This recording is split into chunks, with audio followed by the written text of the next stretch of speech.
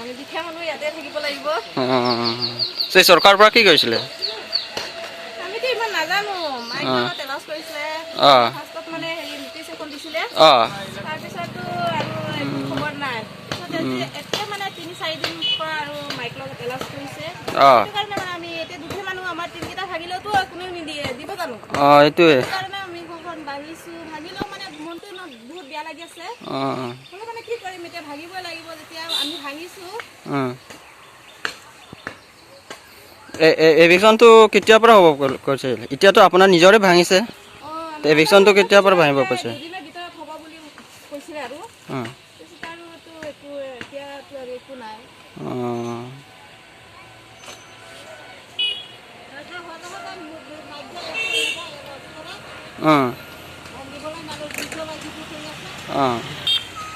এতিয়াতো নিজৰে ভাঙি আছে, চৰকাৰৰ পৰাতো ভাঙা নাই।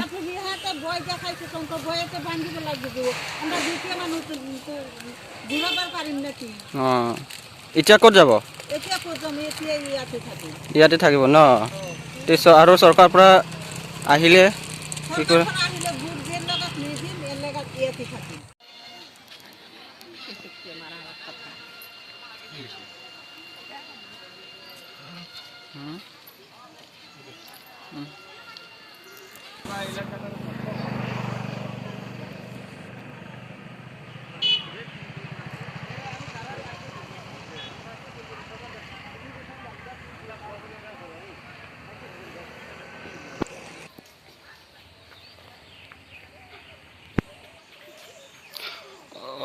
ভিতৰলৈ ওলাই আহকচোন বাইদেউ অলপমান।